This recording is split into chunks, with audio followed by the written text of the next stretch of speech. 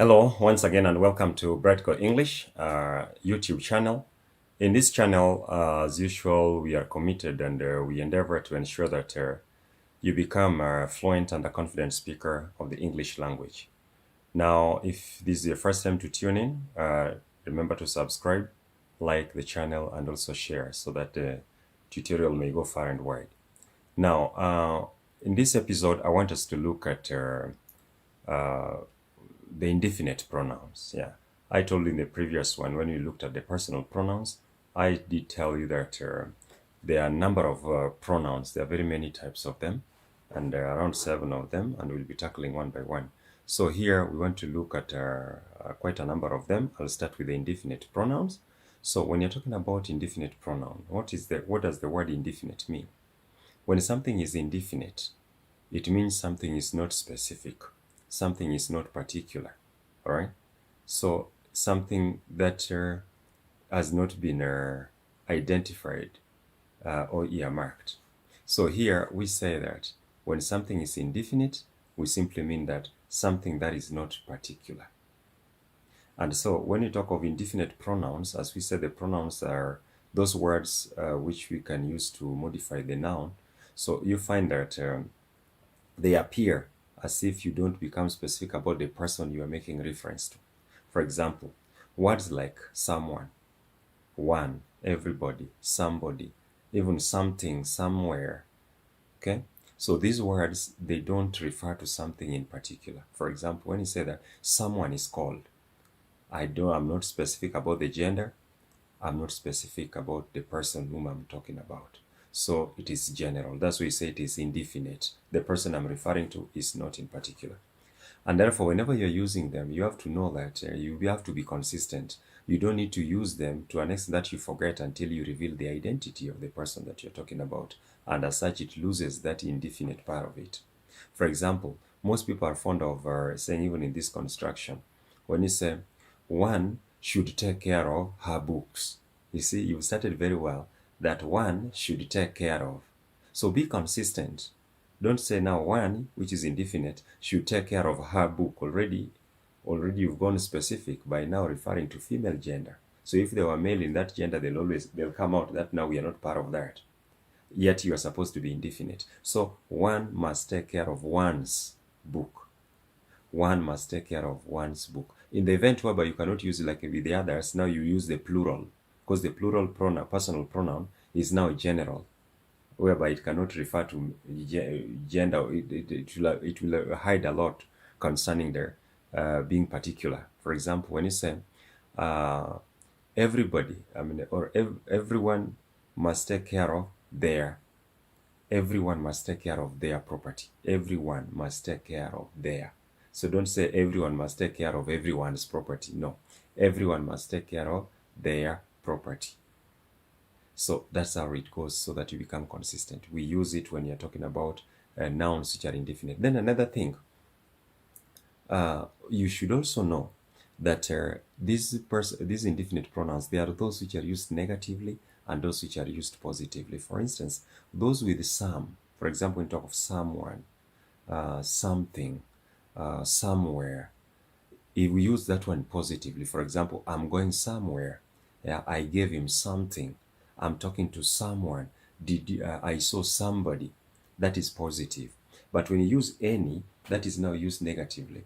You should not use it in a positive sentence. For example, you cannot say, when you say anything, you cannot say I have anything. You'll say I don't have anything.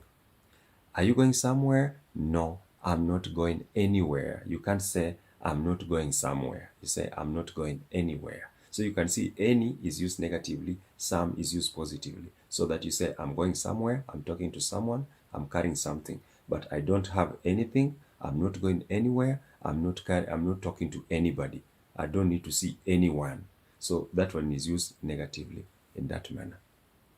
Now, let's come to the second, another type of pronoun, that is called the reflexive pronouns. So the reflective pronouns, you also call them emphatic because of the nature of their appearance. So you find that words like myself, ourselves, yourself, himself, and herself, even themselves. So here, when you see these words, we call them reflexive pronouns. Because why? They reflect the person. For example, when I say myself, it reflects me. When I say yourself, it reflects you.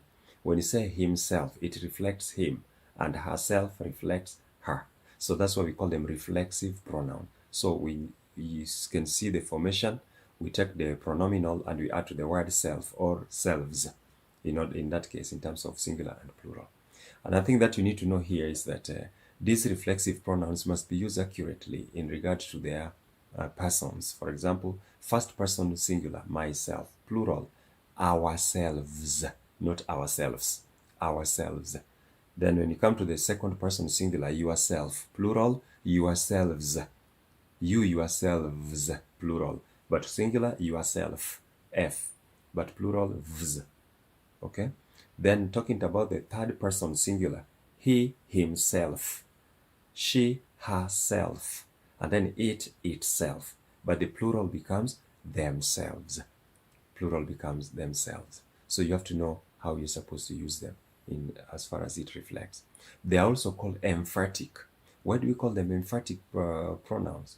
Because they emphasize a fact. For example, when you say, I myself am your God. If you look at the Bible, I myself am your Lord God. I myself.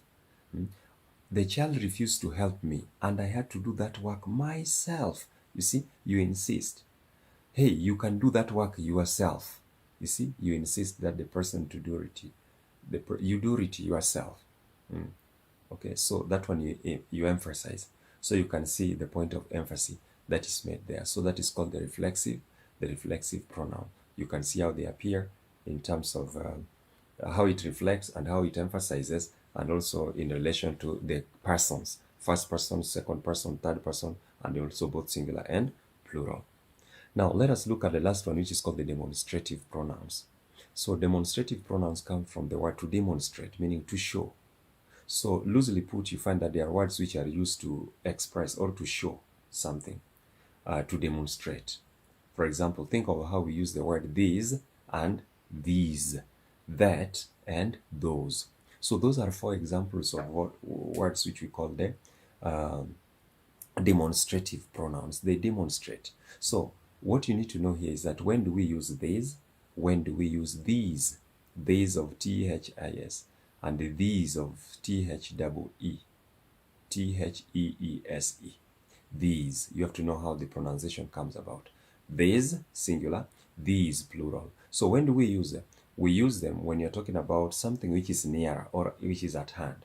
For example, when I say, this is my pen, this, meaning it is in my hand or it is next to me. So I can say, this is my pen, maybe it is next to me, but when I'm holding it true, this is my pen. But when it is plural, when there are many pens, I'll say, these are my pens, these are my pens. But now, when you're talking about that and those, we use them when you're talking about something that is over there, something which is at a distance from where the speaker is. So, for example, bring that book, meaning that book must have been a distance from where the speaker is standing. So, give me that book. When there are many, give me those books. So that's how we use them. These and these, things which are nearer, singular and plural. That and those, things which are far away, singular, plural. That's how we use them.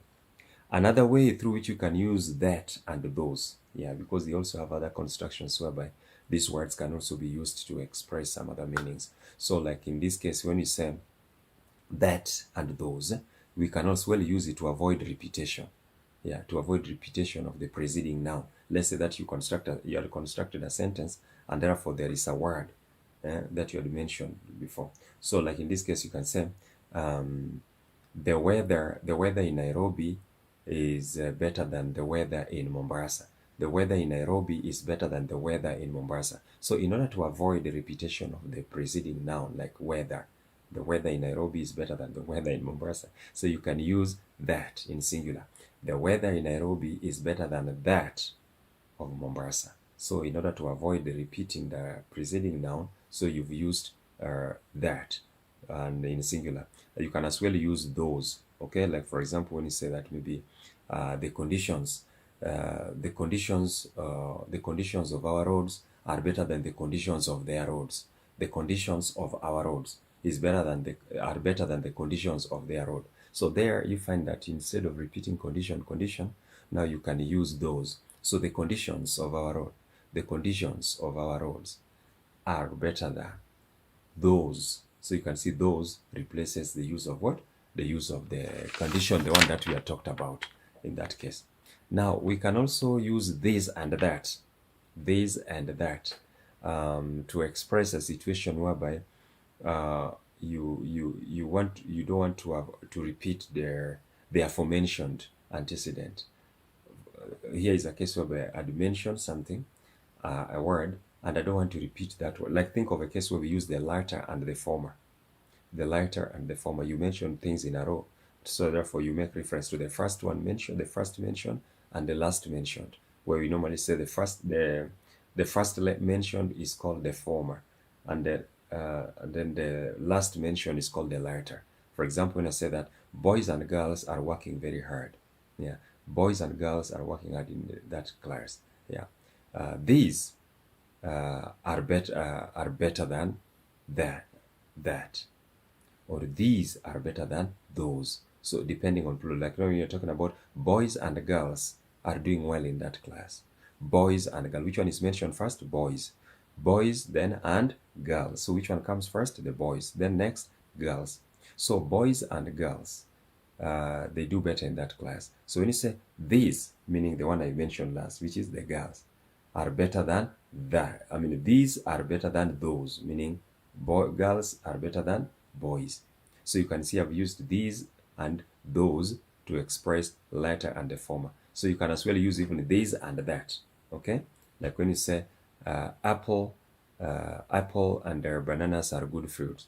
This is sweeter than that. So when you say this, the last mention, then that, the first mention.